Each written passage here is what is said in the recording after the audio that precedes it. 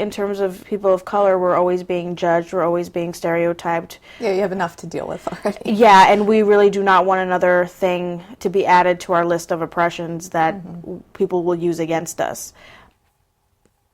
Hey there, and welcome to In Sickness and in Health, a podcast about chronic illness, disability, medical traumas, and everyday uncomfortable healthcare experiences. My name is Cara. I'm not a doctor. I'm not a medical professional. I'm just a person and a patient who really wants to talk about this stuff more. Nothing said on this show should ever be considered medical advice. If you're experiencing a medical issue, please seek qualified medical help. I know the system sucks, but I do wish you a lot of luck. Every person is different, even within disease groups, so none of my guests should ever be regarded as official representatives or spokespersons for their conditions. Please respect their very personal choices, and unless they ask for it, please don't make suggestions about treatments or lifestyle changes, as will come up again and again on this show. Unsolicited medical advice is almost never not annoying. If you're listening to this on Tuesday, the day it comes out, tomorrow will be Festivus. It's a totally made-up holiday, even more so than all the others, because it originated from an episode of Seinfeld, but it's my favorite holiday. It's a secular celebration that's a playful alternative to the commercialization of Christmas. A Festivus for the rest of us is the perfect holiday for the chronically ill and or depressed. Instead of a Christmas tree, you get an unadorned aluminum pole and carry out rituals such as the airing of grievances and feats of strength. The holiday season is full of feats of strength, especially for those of us that live with chronic health conditions. Dealing with stressful family situations, strained finances, travel logistics, enforced merriment, shortened days, and shitty weather. With chronic illness, these things are all 10 times harder, so don't feel bad if you're not feeling so merry and bright this season. It's no wonder that so many people experience depression at this time of year. Whether it's an exacerbation of year-round clinical depression or something seasonal, it can really make the holidays difficult. And so, I thought it would be most appropriate to make this week's episode a festive holiday one about depression. I talked to Dior Vargas, Latina feminist mental health activist, about her experiences with depression, suicide rates, and her People of Color with Mental Illness photo project. We talk about getting help, media representation, and how she got invited to the White House. We'll be talking about some touchy issues like taking medication, suicide, and racism. If these topics are triggering for you, you're currently in crisis, or know someone who is, please contact the National Suicide Prevention Lifeline at 1-800-273-8255, or find other more specific mental health resources linked to in the show notes. I've also included other resources about the different types of depressive disorders, different types of antidepressants, different types of therapy, and how to go about finding a therapist that's right for you. There are also some links to the work of Jennifer Michael Hecht, who has experienced suicidal ideation herself, lost friends to suicide, and since written extensively on the topic. Her recent episode of On Being is one of my favorites of all time, and in it she reads her poem, No Hemlock Rock, which ends, "Stay. Thank you for staying. Please stay. You are my hero for staying. I know about it, and I am grateful you stay. Eat a donut. Rhyme opus with lotus. Rope is bogus. Psychosis. Stay. Hocus pocus. Hocus pocus. Try not to kill yourself. I won't either." It's a common misconception that suicide rates spike around the holidays. Those rates are actually highest in the late spring and early summer. But like I talked about before, depression definitely intensifies around the holidays for many people. In this episode, we talk about suicide rates as they break out among ethnic and age groups, but there are other groups with alarmingly high rates of suicide attempts and completions. For example, 41% of transgender and gender not-conforming people have attempted suicide, compared to a national average of just 4.6%, and I hope to devote a whole episode to this in the near future. This Festivus, I'll start the airing of my grievances with something I often hear when people talk about mental illness. They say something to the effect of, What if people treated physical illness like they do mental illness? The implication being that the two are somehow regarded differently by people, that physical illness is taken more seriously, free from stigma, judgment, and ableism. And while that may be true for acute illnesses like the flu or even something like cancer, invisible illnesses and chronic illnesses are actually treated in the exact same way. People don't take them seriously. People don't believe they exist. People judge them harshly, stigmatize them, and offer ridiculous, insensitive, and ineffectual cures that are often quite offensive.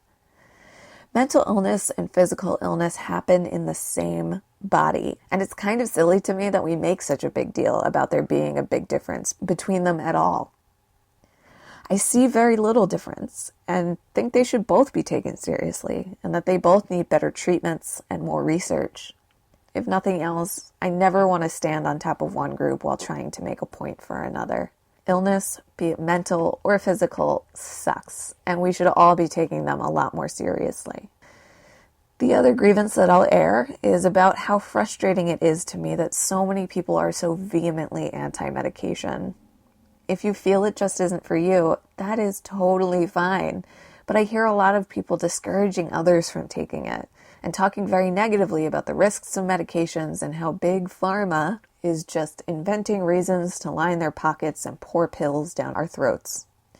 And while some of that may be true, it always makes me so mad. It makes me mad because myself, many people I love, and millions of others get their lives saved on a daily basis by pharmaceuticals.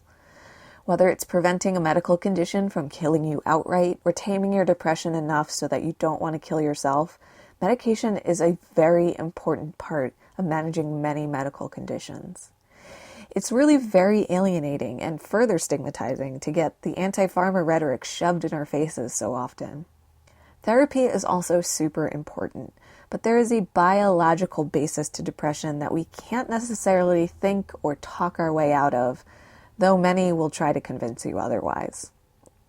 It's because of this stigma that most people never even seek treatment at all for depressive disorders. As Dior points out in the interview, a lot of people are resistant to the idea of taking medication to treat their depression, and often economic issues get in the way of getting treatment. It's not for everyone, and not everyone has access to adequate and ongoing mental health treatment. But for many people, antidepressants are an essential part of their existence. I can recommend Cara Santamaria's episode of the podcast, The Dark Place, if you want to get a better understanding of the chemical side of depression, why some people, including herself, were so resistant to getting help, and what therapy and the right medication has done for her. Antidepressants are super important, and I am a big fan of their work, but I want to be real here. People don't talk about how hard it can be to find the right medication, and I'm not going to act like it isn't bananas that some antidepressants, for some people, may actually make them want to kill themselves. Not talking about that part isn't particularly helpful for anyone. The black box warning on antidepressants about the increased risk of suicide in adolescents and young adults is some scary shit. But as with any medication, we weigh the risks and benefits of treatment. I've had a pretty hard time with antidepressants myself. I've lived the nightmare of feeling like I've lost total control over my brain with multiple drugs and not just antidepressants. Unfortunately, until we have a non-invasive test that's able to measure what's going on in our brains neurotransmitter-wise and what kind of treatment or combination of treatments might be the most effective, trial and error is all we have.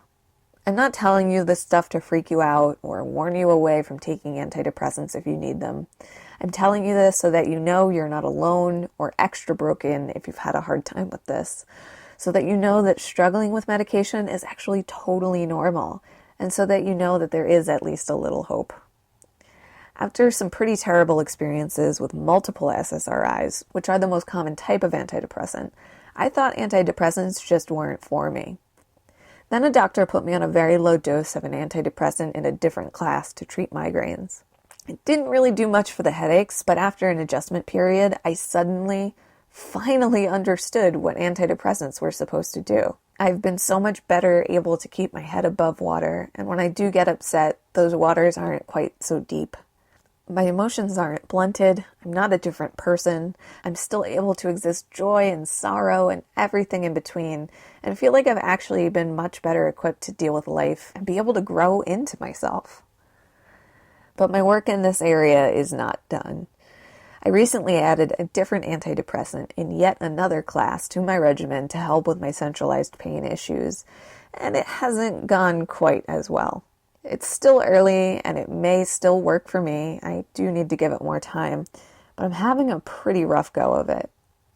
I almost didn't even mention this part, but I decided to include it because new medications are still scary for me too. There's something I'm always going to have a hard time with, but it's important to me that you know that I keep trying.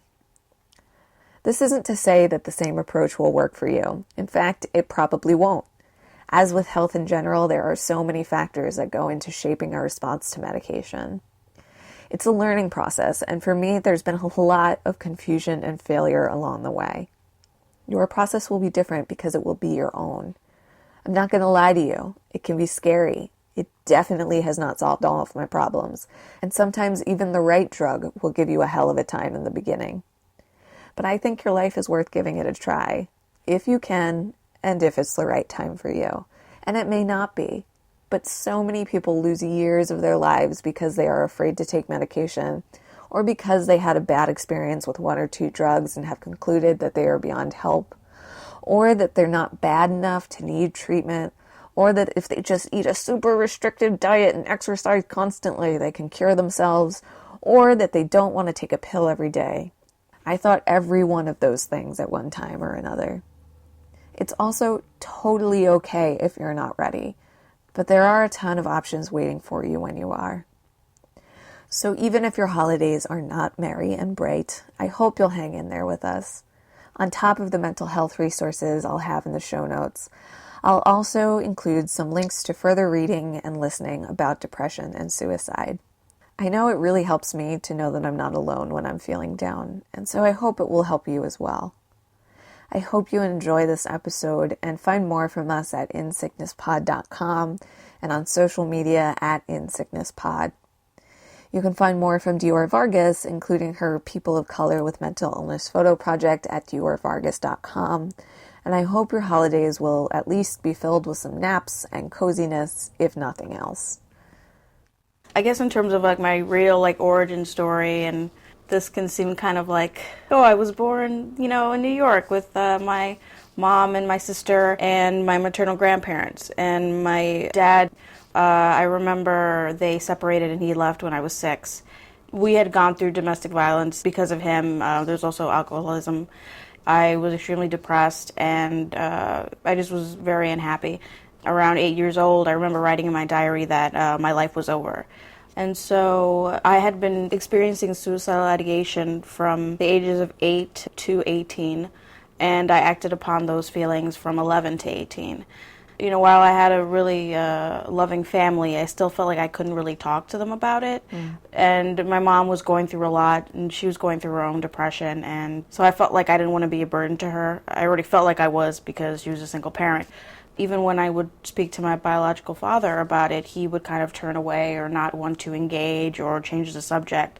So when my parents had separated, he was refusing to pay child support. So we were always in family court, and my sister and I had to speak to lawyers for children. So that was like my first introduction into therapy / social workers. So that was hard, just constantly being questioned about my relationship with him. And I mentioned that because later on, around high school, when I was attempting all the time, I started going to a therapist, and eventually when I went to college, I tried to get more involved in my mental health care. And when I was 18, after my first year of college, that's when I had my last attempt, and that's when I was hospitalized and in a psychiatric ward. So for me, that was like, oh, okay, this is not something that I do before I go to sleep and wake up feeling dramatic and feeling like, okay, well, it didn't work this time, I'll try another time. It actually became very real.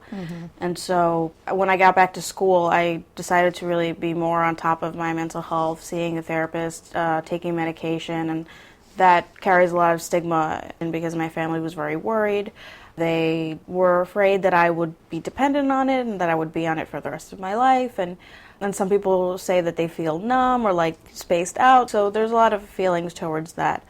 But I just went ahead and did it because I felt like that's what I really needed to take care of myself. And I guess more recently, in 2014, I got laid off from my job because the publishing industry is just not doing well. And unfortunately, when I lost my job, I lost my health insurance, and so I had to go cold turkey off of my medication and therapy. God. And I still have not gone back on my medication. I just went back to therapy last week. But it's been extremely hard. I really threw myself into my activism and volunteer work, and for a while I was just basically saying that this work has been a lifesaver for me. And while a lot of that is true, I've recently come to realize that I can't be some untouchable, unattainable version of recovery that can only depend on helping others and saying, well, I'm helping others, and that's going to be my mental health care treatment. And that's not how it is. I have to be honest with myself, and I have to prioritize my self-care. I preach it, but I don't practice it. Yes. Uh-huh. Yeah. So I'm really trying to get back and make sure that I can learn how to navigate the healthcare system. I had Medicaid, but I got a job, so now it's trying to figure out how to navigate another part of that system, and so I've been feeling stressed about that and trying not to be so hard on myself and to not let these obstacles stop me from reaching that goal of, okay, I can still do good in the world, but also that doesn't mean that I have to sacrifice my health care at the same time. So when you had to go cold turkey off of your medication, there's a lot of very physical stuff. I mean, depression in and of itself, there's a lot of physical stuff that comes with that. So I guess my question would be, what does depression look like for you? What does it feel like physically for you? What kind of physical stuff do you experience with it? And then when you had to go cold turkey off of your medication, like what did that feel like? Right. So for depression for me is guilt all the time. Feeling helpless and irritable and probably angry a lot of the time. I also feel like this weird feeling in my chest is very heavy, kind of like the way your stomach feels like when you haven't eaten. It's weird, the way that it feels for me. And heart hunger. Yes, yes. And that's just how it feels and it's also like having a friend that you can't stand right next to you all the time, and you're like, I wish I could just walk away from this person. They're not who I want to spend my time with, but I have no choice, and so I just have to learn how to deal with this other version of Dior, and so that's another way I think of it. I always just felt very tired. Last time I checked, and this is an example of how little I've been taking care of myself, I might still have a thyroid condition, which has an effect on me feeling lazy, me having every morning it's hard for me to wake up. It's just this weight on me that I just, it takes a while for me to do that, to wake up. So there's that. And then in terms of when I had to get off of my medication, I'm trying to figure out what it particularly felt like separate from the grief that I had after losing my job, because I had just gotten a new apartment. And home has always been something that I've tried to come to terms with and view it as a positive way. And I felt like I finally had gotten an apartment and I had redecorated it and I was really excited. I was like, this is my home and I can go home after work and this is mine. And when I lost my job, of course, what you think is how am I going to pay my bills? Am I going to be able to pay my rent or health insurance? So there was a lot of grief, a lot of going through those stages of denial and say, oh, they're probably just going to call me back because they made a mistake. The anger at why did they do this to me? I was a really good employee, but realizing that it's restructuring. It didn't really have anything to do with who I was as an employee. Nothing to do with you at all. Right. And then the anger and getting upset at the people who still had jobs. And why is it that I didn't get to stay? And so I can go on and on about those symptoms. I think that it was just that and just quadruple. It was just one feeling on top of the other, and so it just was a heightened sense of depression, and I've experienced a lot of anxiety since losing my job, and so I'm like, oh, is this a new symptom that I have? Is this a new like condition? And so it's been very scary and hard and upsetting, and I'm trying to do what I can for myself, even though what that looks like is kind of non-existent. Yeah. I actually wrote a blog post about how I, physically have been feeling worse than I have in a really long time, and like I'm saying, like, I'm doing self-care simply by feeding myself and Yes. like making sure I'm taking my medication, when like those things are super important and they're, really the foundation of self-care, but I've not been doing anything beyond that. And I've been feeling like I have no control in making myself feel any better, because I have like all these weird, obscure medical conditions that no one knows how to do anything about. And I realized, like, self-care could be a really, and I tell people this all the time, but I don't necessarily, adhere to it for myself, but a really important piece of self-efficacy and feeling like you do have some control over how you're feeling. So I decided to double down, making a recommitment, using moisturizer at the very least, like starting with like one thing every day, very small, and trying to like grow it from there. Did you get like the brain zaps when you were coming off of your antidepressant? So can you tell me what brain zaps? Yeah, so when I was in high school, I think I was on Zoloft or something, and of course, I don't react to SSRIs very well. Like, they usually do the opposite of what they're supposed to for me. I'm now on a tricyclic antidepressant, which is a whole different class, and it's like, oh, you mean antidepressants can work? That's interesting.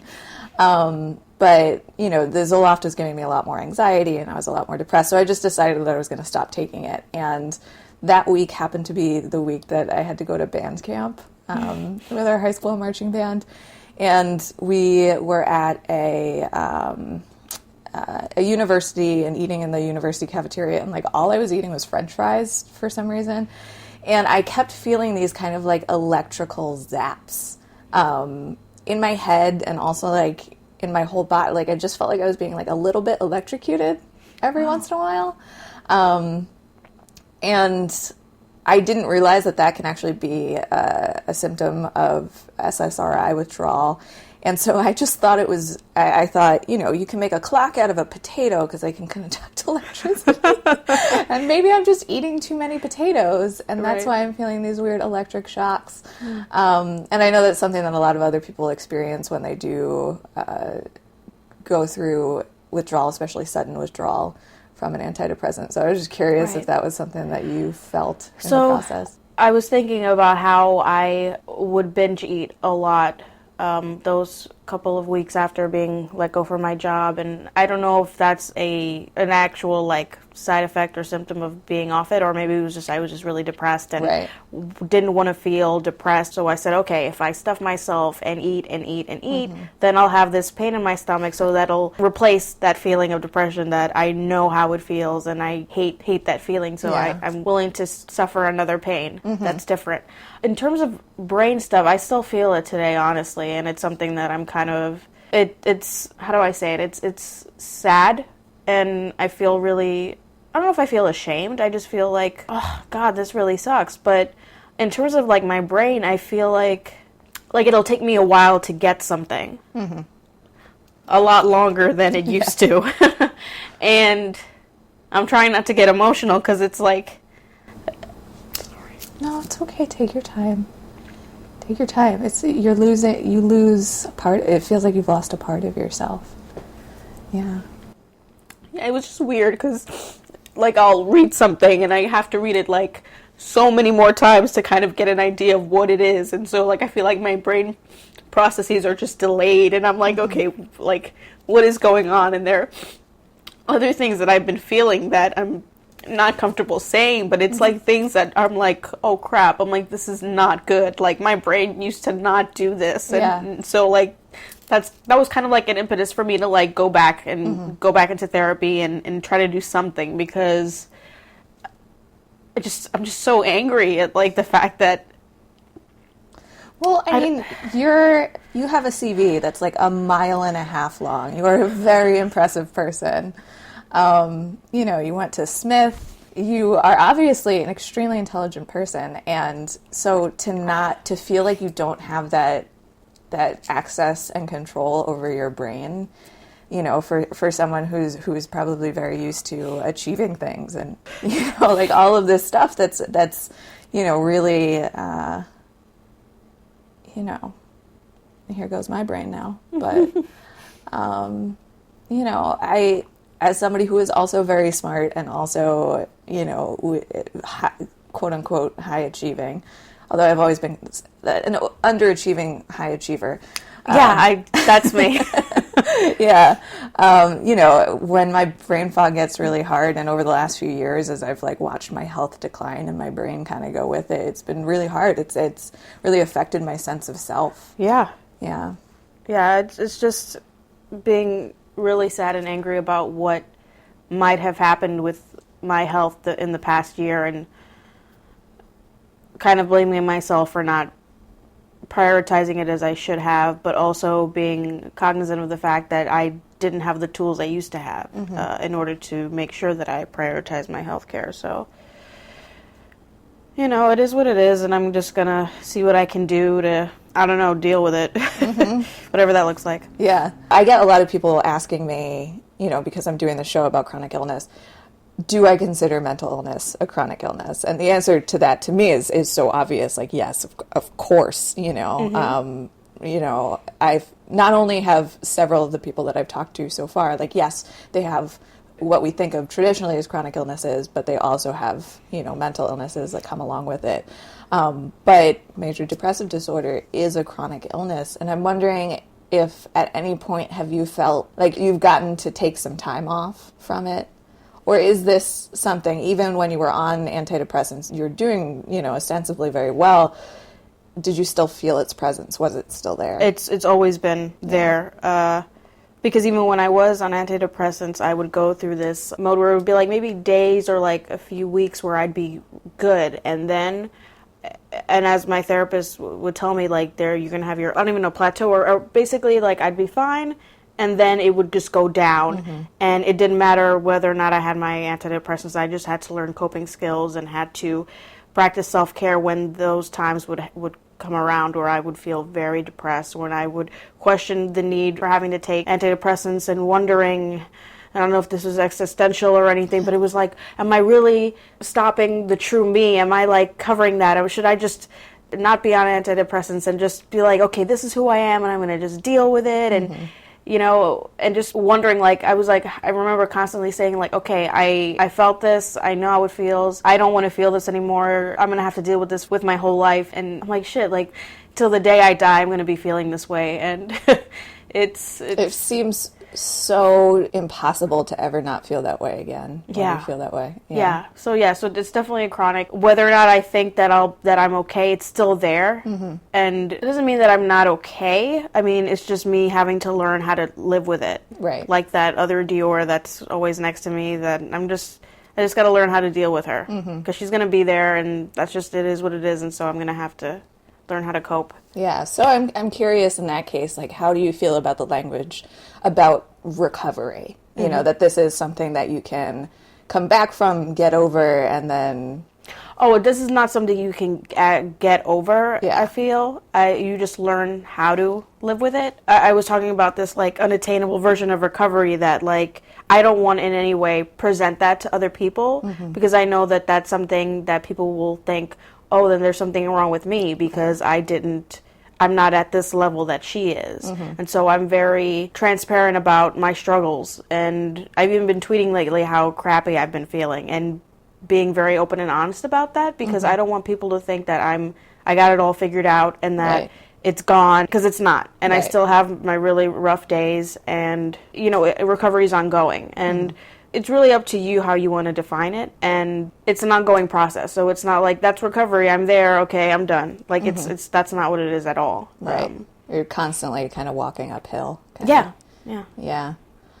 So, you know, if you're sharing this kind of stuff on Twitter, I'm wondering what kind of response you've gotten to that. Have people mostly ignored it? Have people said, like, oh my God, thank you? You know? So, Usually, there are like maybe like 3 at most responses from people that follow me, and they'll say, oh, they'll send me a heart emoticon, or like, I hope you feel better, or I've never gotten anything mean, which I think is good. Yeah. In terms of that, I've gotten a lot of attacks, but in regarding to me being vulnerable, I think people have been nice and encouraging. And I remember tweeting last night, insert painful emotion, but I'll be fine. And I said, I'm really tired of saying that, because I feel like for the past year I've been kind of, again, pushing my self-care to the side and saying, I feel like complete shit, or I'm extremely depressed, but I'll be fine. So kind of just dismissing that feeling and saying, I'll be fine, it'll be okay, and not really tackling those feelings and trying to process them and trying to take care of myself and be kind to myself. So one person said that was really timely for them. So that was nice to hear. Yeah. So, I mean, we don't talk about this stuff because there's so much stigma around it. Can you say something about stigma? It's funny because when I talk about stigma, I think about the people who don't like using that word. I've actually not run into that. Why don't people like that word, I guess? So I feel like they say that maybe stigma has been overused, that it's only because it's fucking everywhere. Right. They also say that it's important to talk about maybe the positive side of it, and if we keep on talking about stigma, then it won't go away. Other people say that they'd rather use the word discrimination versus stigma. So it's funny, like, I'll still use it, pretty frequently, but in the back of my mind, I'll always think, oh, people prefer that. Or even when they say mental health versus mental illness, a lot of people don't like using the word mental illness. Right. But I'll still use it. I don't know, always in the back of my mind, I just think about how people's perception of that language and its effect on people and what that means. And I think that's me overthinking. Yeah. And so when I do think, it's overthinking. It's not just simply thinking. But yeah, stigma is awful. I hate it. And it really stops people from getting the help that they need. I think one of the main reasons that there is so much stigma about this stuff is that it's all kind of like rooted in fear. That people spend so much time trying so hard to be okay. And when confronted with someone who is not okay, it is a reminder of just how close to that we all are at any given moment. Especially if it's someone, I think, that you might have known for a long time or something like that, or who it does a really good job of keeping up appearances, and you might not have suspected that they struggle with mental health. And then all of a sudden, they go through a big period of time where they're really not doing as well. It can be very jarring for people, and people just don't know what to do or how to react and are very freaked out. Yeah, I feel like we're trying to portray some semblance of sanity and having everything, that you got it together and that you have everything figured out.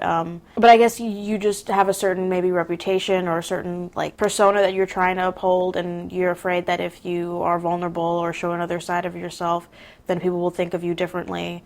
Just thinking back on how I feel like when we want to not air our dirty laundry, that we're afraid people will think of us as a bad person or someone who is weak. So basically it's where I was thinking about if we are open about maybe the children, or maybe just me growing up and being open about that I'd be afraid that people would think that my mother was not an adequate parent and that they would judge her, or just not wanting to shame her. I think she had been going through enough, and I didn't want to be so open about that. And then being afraid of being taken away from her. I mean, just that constant fear, and just going back to my feelings about home and not ever feeling safe at home, and not having a home where I was happy to go back to, or where things were okay and that I had like a safe haven. Like I've never had that in my life. And so I'm hoping that I can get that at some point, but I'm kind of going on a tangent.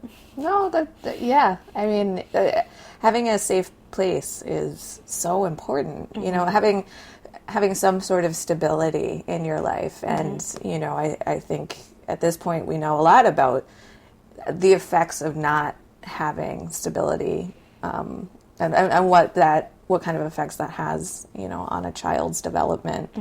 And not ever being able to feel safe is awful.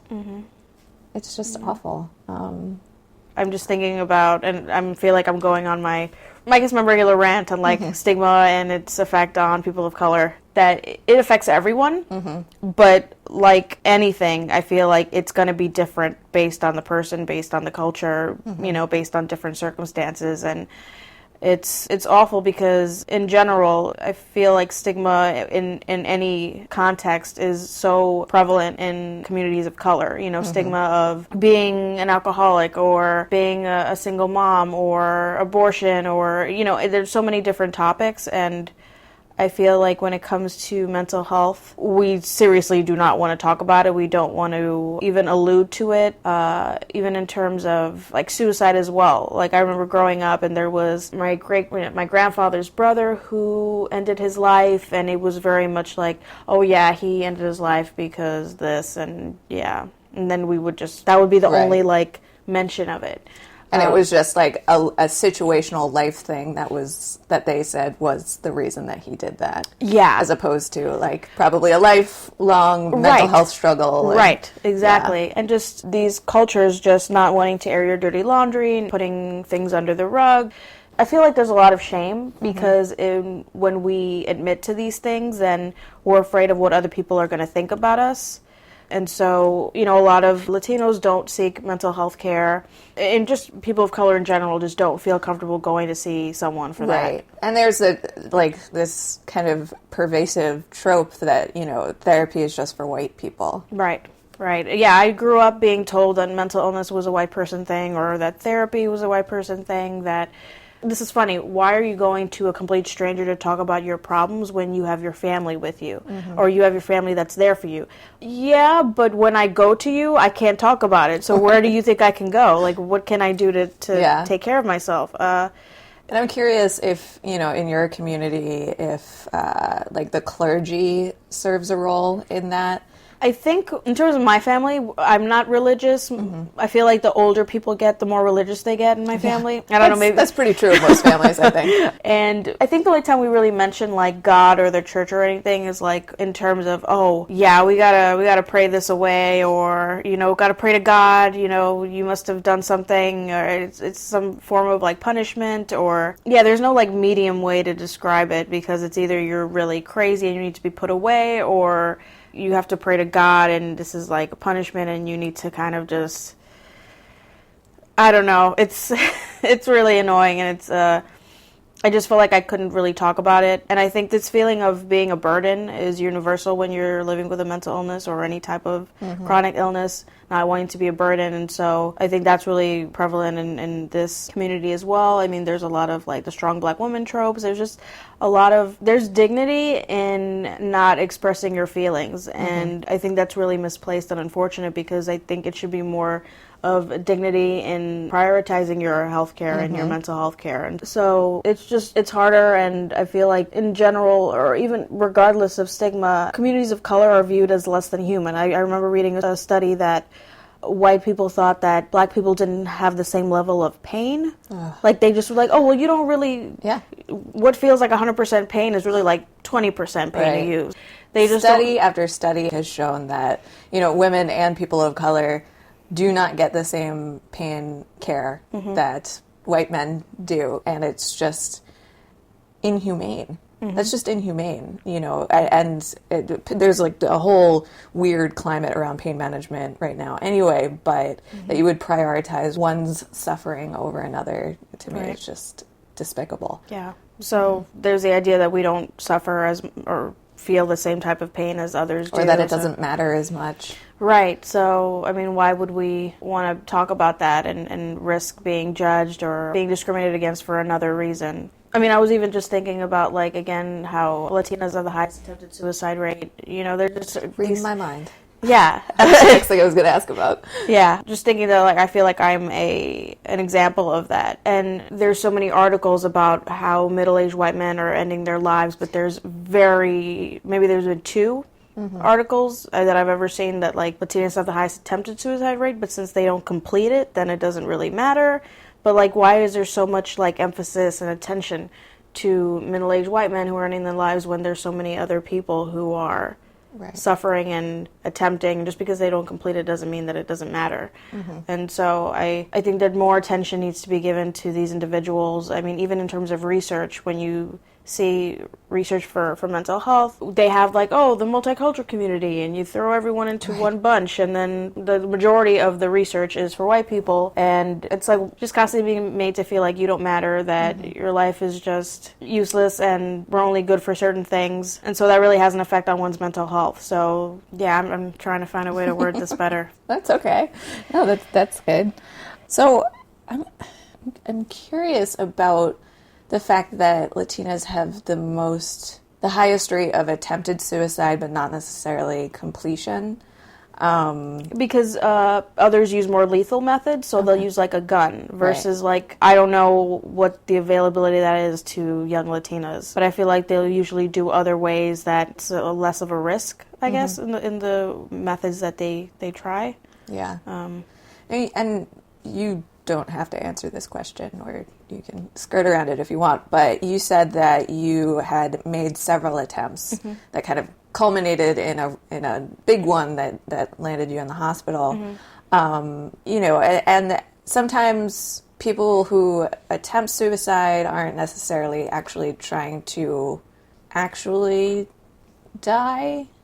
So it's interesting. I volunteer through Crisis Text Line, and things we usually tell people is that it sounds like you don't want to die, but rather you want the pain to stop. And so I feel like that's probably what you're alluding to. Yeah. And I mean, like they say, people who like jump off of bridges or other forms, like when it's happening, they regret it and they say, no, I want to live. But I feel like they just don't want to feel that pain anymore, and so they'll do whatever they can to stop it. Yeah. One of my favorite podcasts is Paul Gilmartin's Mental Illness Happy Hour.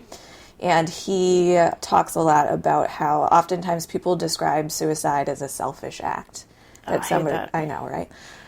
But the way that he looks at it, and I think that this is so appropriate, is that, like, you know, if somebody jumped out of a burning building, would you say that person is selfish? Because all they're trying to do is not burn to death. You know, that's not necessarily being selfish. They're, you know, it's actually in the interest of self-preservation in a lot of ways. There's also, you know, people say like, oh, they're just doing it as a cry for attention, which I think is very misguided as well. You know, while there might be an element of truth to that, in that, like, this is a person who is hurting and needs help and doesn't necessarily know how to ask for it, or doesn't necessarily believe that there is help available. Right, or if they've asked for help and they haven't gotten it, they think, okay, well, this is another way that maybe I'll get the care that I need because it seems more final. It's kind of like a last resort type thing where it's like, well, look, this is what I did, so now you are going to want to... I felt like when I attempted and when I was hospitalized, that's when my family realized, okay, this is not a joke. And so it's unfortunate that people have to go to these lengths in order for others to finally pay attention. So I think that's another way. Yeah, for sure. How has been volunteering with the Crisis Text Line? It's been good. I think I would be more elated when describing it if I hadn't had a really, really rough time doing that last night. I dealt with a texter that there were a lot of things that hit really, really close to home, and it got serious, and it was just very triggering for me. And the supervisor there was very understanding, very kind, and asking me how I was taking care of myself. So, you know, there was no doubt that that was something they was worried about, or that they really cared about me. Like, I had no doubt about that. But it was just really hard when you're talking to people who are going through a lot of different things and being triggered. And I also volunteer as a co-facilitator for a young adult support group. So I've been using all my time to take care of others, and I've slowly realized so many times I wish I was on the other side of the table or on the other end of the line. And it was like, I'm happy to be there for that person, but I just wish I was getting help myself so that I could be more present and more helpful. Yeah. So it's been good. It's been a way for me to gain perspective and understanding. I'm trying to just balance my self-care and that at the same time. But I'm really happy to be doing it and to be there for other people and to validate them and to lend an ear, because I feel like people just feel like they're not being heard and they're being silenced and ignored. And so if I can give that to them and be there for them and talk about whatever to make them feel better, I'm more than happy to do so. Yeah. Do you want to talk about your photo project? Sure. So for a while I had been an activist, mainly working on issues regarding body image or reproductive rights or domestic violence. So things that were very connected to who I was, but the only thing that I hadn't really talked about was mental health. And I just decided that that's something I wanted to tackle because it's something I live with every day, and I feel like not a lot of people were talking about it. And so I was like, okay, so this is what I'm going to do. How am I going to go about doing this? Like, what actions would I take? So I started researching and looking online, just Googling mental health, and noticing certain things about the results, and noticing that the images that would come up would be of Caucasian individuals, and going to articles, and there would be lists of historical figures or celebrities who live with mental illness. And I think it was good that they were portraying it in a way that was like, well, look what these people have accomplished despite their mental illness, which I think is good because it's important to show diverse representations of people's experiences with that. But they didn't show diverse in terms of racial or ethnic ways. So I just realized, like, why are there no people of color in these lists or in these images? Because if you don't see something, you don't think it exists. Or if you don't see someone that looks like you, then you're like, okay, well, this is not an issue. So if you only see a white person when it comes to mental illness, then you're like, okay, well, then there's something wrong with me because I don't know anyone else who's of color who has this. So then it would make sense for people to think that it's a white person thing, or maybe even like a privileged thing. So I just decided that I wanted to kind of create a photo project, which I think a lot of people have done in terms of... Well, yeah, I mean, there's such a rich history of using art and specifically photography in movements to affect social change. You know, we saw it with the AIDS epidemic. It's something that is... Because images they get us like in a most primal way. Representation is so important, and we're only just now starting to see diverse representations of people, in mainstream media.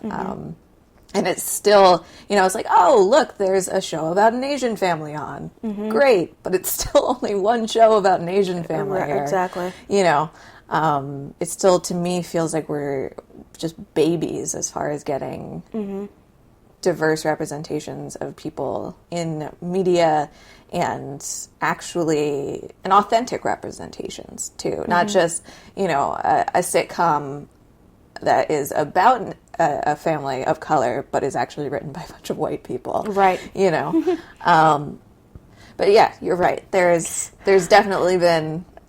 you're in really good company with other social change projects that utilize photography as a tool. Right. I wanted to humanize it because I feel like a lot of times we're focused on statistics, and that really separates people from topics like these. And so when you see someone who looks like you, or see a human being who was sharing their story and talking about these things, that I feel like you could feel more connected to it.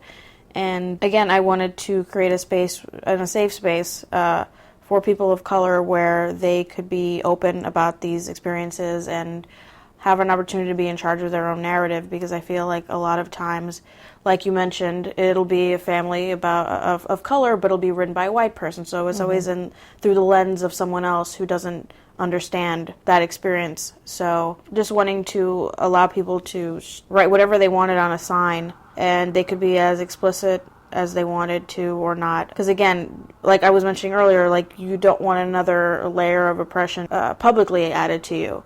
And so, I can understand why people initially didn't want to do it, but when people started to, that was really validating. And I have over 80 submissions right now.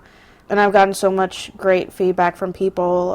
And while I've been getting attacks too, not everyone... it's been mostly Caucasian individuals who have attacked me for my work because they said that it was racist to not include white people. I'm sorry. Yeah. Because it's ridiculous. Yeah, it's funny, but the thing is that there have been Caucasian individuals who have come to me, like white people have come to me and say, this project is amazing and provided me so much hope. And I'm like, thank you for acknowledging the merit of this work. It's not invalidating the experiences of white individuals. It's just highlighting those who are largely ignored and creating a safe space for these individuals. And I think it's also really important to see that, if this is something that you're going through, other kinds of people are also experiencing it, Yeah. I understand that a lot of people are in pain and they want to be validated. And I think that we all deserve love and respect and support when we're dealing with a lot of different issues and illness that really affects our day-to-day lives. But I was just thinking about like The Wiz, like last night, like the other night, they were like, "That's so racist. It's an all-black cast." But I was scrolling through my Twitter feed and somebody tweeted a photo of a little, like you can see the silhouette of a little girl who's standing, right close to the TV, and it was a shot of Uzo Aduba, is that how you pronounce her name? And the girl that played Dorothy. And, the little girl is obviously African-American, and I just burst into tears. Yeah. Just to see that image. And it had a caption of something like "Representation Matters." And it just was so moving to me. And then the next day to see all of these, news stories about asshole white people being like, why are there any white people in The Wiz? Yeah. Just like, oh. This was such a beautiful thing. You had to ruin it. Yeah. Yeah. Yeah, like we can't have something that's just ours. There was a tweet I saw where they said, oh, well, if the show was called Whitish, then everyone would be up in arms. And then the response was, yeah, the show was called Friends and it lasted 10 seasons. Like, it's just like you want to create something for yourself, for people like you, and then you're attacked. And it's just...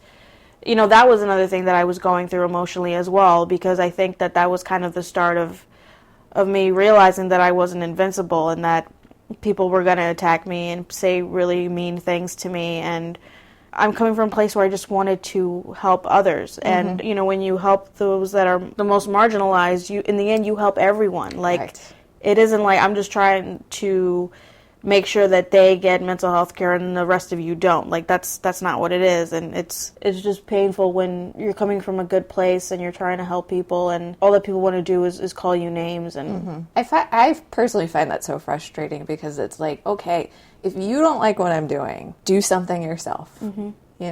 Like, if instead of tearing down the work of somebody else who's just trying to say like, hey, these people have problems too. I get so frustrated by that and seeing it happen. I've been extremely fortunate. I don't know how much longer this is going to last. In that, like, I haven't gotten a whole lot of negative feedback about the podcast. I'm like, from day one, I've been waiting for it. Just because you see how women are treated on the internet, regardless of what they're doing. Well, if, I hope it never comes, but if it does, I'm here. Thanks. Because I've been through it, so, yeah. What's some of your favorite feedback that you've gotten? Not sarcastically? You can answer that question however you like. Because I was like, what are some of, those, Yeah, if you want to call out some of the more exquisite examples of assholery, by all means you can. Nah, you know what? I'm just going to focus on the good things. Okay. A lot of people have come to me saying that they finally felt like there was something that they were a part of, that they didn't feel alone, which is the main goal of it, that it really helped them, that for the first time they're talking to their family and friends about their mental illness, because this project has given them the courage to do so. Some people who have been part of the project and who haven't have used the website to show to their family, like, look at all these people who are of color. Right, yeah. And to actually have a visual representation of that is so powerful. Thank you. And I just felt so great about that I could do that for other people. And yeah, it's just been very validating, and I think a lot of people are being helped by it. People say I'm saving lives. I don't know if I am. I'm very self-deprecating. I can't accept a compliment. I can't, but if it is, then I'm really happy to be doing so. So yeah, it's been really good. Yeah. It's awesome. I love it. Thank you. Yeah, I really, like, the second I saw it, I was like, oh, I have to talk to this lady. Because, it's just, I want to hear different stories. I want to get an idea of what other people's experiences are, you know. Yeah, I mean, I also wanted to show a different representation in terms of experiences, because I feel like a lot of times you'll see really like depressing images of or stock images of people with mental illness where they're holding their head and they look in so much pain, and like it's like this black and white, like really like dark looking photos. I'm like, what about people who, like, yes, they may have their hard times, but they're overall living a really great life, who have accomplished a lot, and that could be anything, really. Like, people have different definitions of success, but like just showing that, if you do get diagnosed with a mental illness, it doesn't mean that your life is over and that it's a death sentence. Like, so wanting to show diversity in that sense as well. Yeah, and that's what I'm trying to do with the podcast also. I'm trying to talk to people who are, maybe their life didn't quite go the way that they had intended, but, they rerouted and figured out how to do something else that fits around their health issues. So, like, everything is terrible recently, just current events wise. It's been, I mean, and this goes back to representation. Everything's always terrible. It's just a matter of whether or not we hear about it. But I personally have been really struggling in the last few weeks, because even though I can, I don't really watch cable news to begin with, and I try to avoid it when I can. Even though I can kind of like disengage from that, because I am a person on the internet, it's impossible to avoid it altogether. And I'm wondering, do you have any advice or techniques that you use when what's going on in the world kind of aggravates what's going on inside of you? Simply getting off the internet, I would say. Maybe reading a book, maybe watching something on Netflix, and trying to spend time with family and friends. It can be a lot when you just want to unplug, because everything you see is just terrible, and it can be triggering, and just this feeling of helplessness, really can come over you. So, playing a game, like just anything that I think doesn't involve the internet, I think can be really helpful. And or if you want to talk to someone and it might be about that specific issue, just sharing that experience of feeling helpless and being there for another person, and being supportive of one another, I think could be really helpful too. And I mean, don't feel like you have to stifle your feelings, and let it out, process it, and then try to do something fun. Yeah, watch a cartoon or something. Yeah. Oh, what was meeting the president like? So, I actually did not meet the president. Lame.